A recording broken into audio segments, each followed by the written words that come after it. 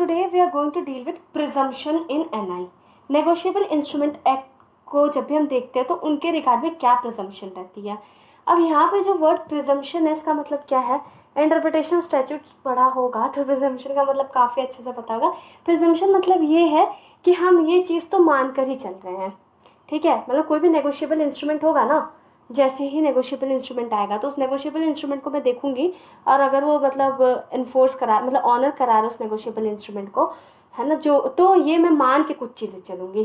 तो मैं क्या क्या चीज़ें मान कर चलूंगी किसी भी नेगोशिएबल इंस्ट्रूमेंट को देख के, तो इसे बोलते हैं प्रिजम्पशन। मतलब ये अज्यूम करके चलेंगे, प्री अज्यूम। प्रिजम्पशन मतलब क्या होता है, प्री अज्यूम, पहले से अज्यूम करके चलेंगे, ठीक है। तो पहली चीज़ क्या है, कंसिडरेशन को लेके हम ये अज्यूम करेंगे ना, हर एक नेगोशिएबल इंस्ट्रूमेंट जो भी किसी पर्सन ने एक्सेप्ट किया है, किसी पर्सन को मिला है, तो हम ये मानेंगे ना उसे किसी कंसिडरेशन के लिए मिला है। या तो ऐसा हुआ होगा किसने किसी तरीके का सामान बेचा है तो इस वजह से उसे चेक मिला है, मैं कोई भी रीजन हो, मतलब किसी वैल्यू के लिए मिला है, ठीक है, कंसिडरेशन के लिए मिला है। और इस चीज़ का जो बर्डन ऑफ प्रूफ है ना कि मतलब ये कंसिडरेशन के लिए नहीं मिला है। सपोज मेरे को एक डॉक्यूमेंट मतलब मेरे को एक चेक मिलता है, ठीक है। अब चेक क्या होता है कि चेक के ऊपर केस चलता है, तो कोर्ट में ये बात, कोर्ट तो ये मान के चलेगी, कोर्ट में जब केस जाएगा ना तो कोर्ट ये मान के चलेगी कि मेरे को जो चेक है ना ये कंसिडरेशन के लिए मिला है।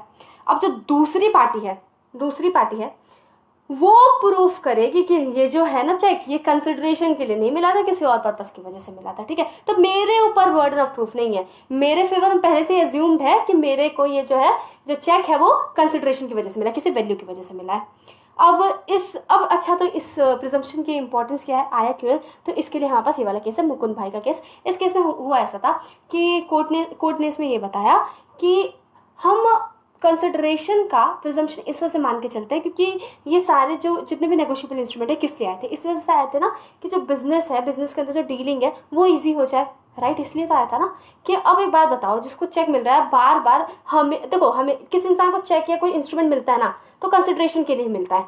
मेजॉरिटी ऑलमोस्ट ये एक्चुअली आया ही ये कंसेप्ट इस चीज़ की वजह से था। अब हर इंसान को बार बार कोर्ट में जाके प्रूफ करना पड़े, मतलब जिस चीज़ के लिए जो चीज़ ओरिजिनेट हुई है उसी को जहाँ जाके आपको बार बार कोर्ट में प्रूफ करना पड़े कि अरे मुझे ये कंसिडरेशन के लिए मिला है। तो थोड़ा इस चीज़ों को इजी बनाने के लिए कोर्ट मान के चल रहे आपको कंसिडरेशन के लिए मिला है। अब दूसरी पार्टी प्रूफ करेगी कि नहीं नहीं कंसिडरेशन की वजह से नहीं मिला, ठीक है, एज ए गिफ्ट मिला है, फिर किसी और वजह से मिला है।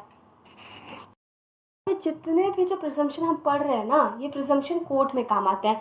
कौन प्रिज्यूम करेगा, डेफिनेटली कोर्ट के पास मैटर जाएगी ना, तो कोर्ट के प्रिजम्पशन से रिलेटेड बात कर रहे हैं।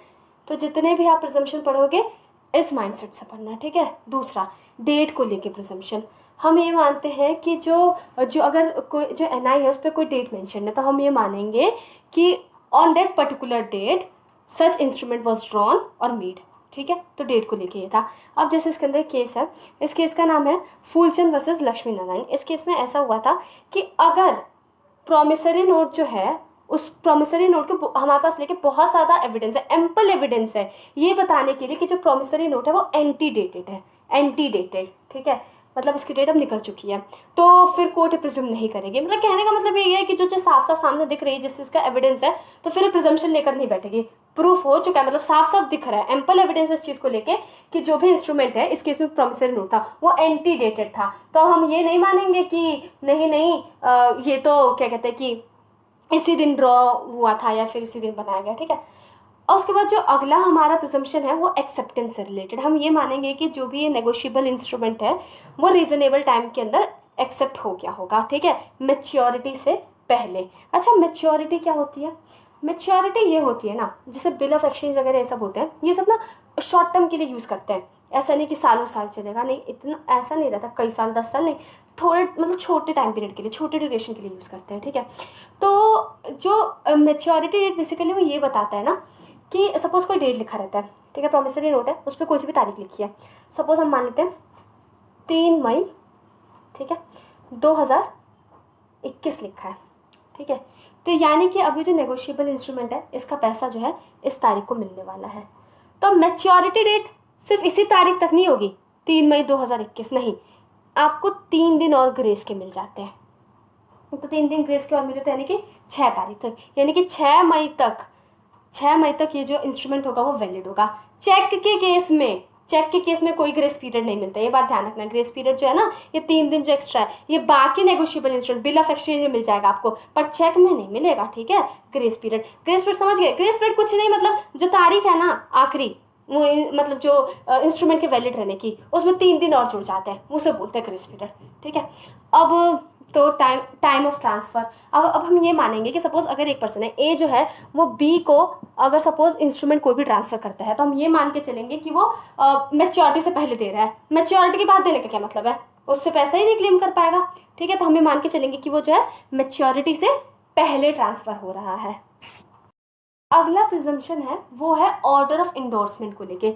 जो बैक साइड ऑफ चेक के पीछे जो इंडोर्समेंट होता है ना, हम जिस तरीके से दिख रहा होगा कोर्ट को, कोर्ट मानेगी कि उसी तरीके से इंडोर्समेंट है, जिस भी मैनर, मतलब इंडोर्समेंट क्या है, इंडोर्समेंट भी अलग अलग तरीके के होता है, जिस भी मैनर में इंडोर्समेंट दिख रहा है कोर्ट को मानेगी कि इस तरीके से इंडोर्स किया है।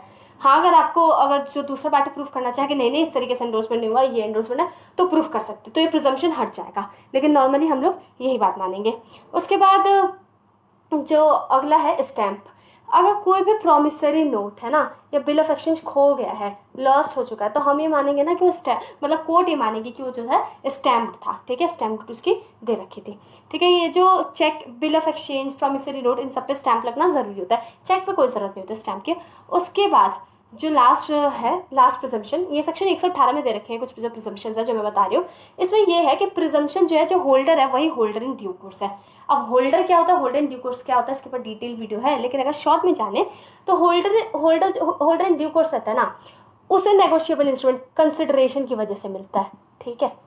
लेकिन जो यहाँ पे होल्डर है, इसको कैसे मिलता है, इसको कंसिडरेशन की वजह से नहीं मिलता है। तो कोर्ट ये मान के चलेगी कि जो यहाँ पे होल्डर है वही होल्डर इन ड्यू कोर्स है। अब यहाँ पे केस है, इस केस में ऐसा हुआ था कि ये जो इंस्ट्रूमेंट है ना, वो लॉफुल ओनर से फ्रॉड के तरीके से ली गई है, ठीक है, ऑफेंस मतलब करके लिया गया है, तो एक तरीके मतलब अनलॉफुल कंसिडरेशन लिया गया है, या फिर किसी ऐसे तरीके से लिया गया है जो कि बाय लॉ मतलब रिकॉग्नाइज नहीं है, बाय लॉ वो वैलिड नहीं है। तो ये जो हमारा प्रिजम्पशन है कि होल्डर है वो होल्डर इन ड्यू कोर्स रहेगा, उस प्रिजम्पशन को हम लोग हटा देंगे। So I hope it is clear. Still, if there is any doubt, do mention in the comment box. I'll try my best to help you.